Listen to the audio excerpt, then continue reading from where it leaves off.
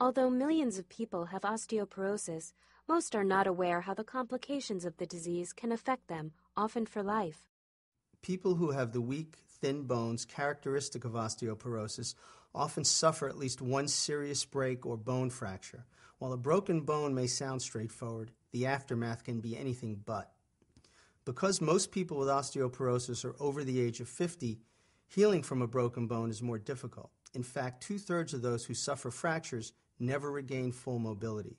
Osteoporosis-related fractures can occur anywhere, but the hips, wrists, and spine are most often affected.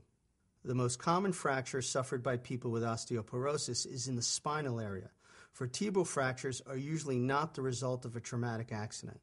Rather, the normal acts of everyday life, like coughing or bending over, often cause these breaks. Unlike other fractures where a bone snaps, vertebral fractures usually manifest as a crumpling or compression of the spine. For this reason, they do not usually cause severe or any pain. Because discomfort is slight or feels like normal back pain, spinal fractures are often not diagnosed until posture begins to stoop and height is gradually lost. Fractures in the vertebrae can also cause a gradual rounding of the back, known as Dowager's hump. Most people with vertebral fractures have more than one, and as the number increases, so do problems. The abdominal muscles begin to sag, and the space between the ribs and the pelvis closes. This can lead to difficulty breathing, chronic heartburn, and digestive problems. The most serious fractures generally occur in the hip. About 1 in 5 osteoporosis-related fractures are in this region. At best, a hip fracture can result in a temporary loss of mobility and confinement to a wheelchair or bed. More often, the effects are longer lasting.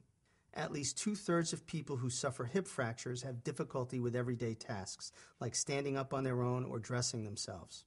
Due to this decreased mobility, many people with a hip fracture end up needing home health care or a move to an assisted living facility.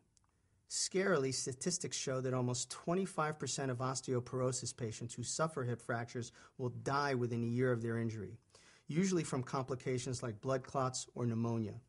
Wrist fractures, which usually occur when a person tries to absorb the force of a fall, are the most common breaks. The most common wrist fracture, Colles fracture, occurs when the force of the impact snaps the end of the radius bone, which runs from the elbow to the thumb.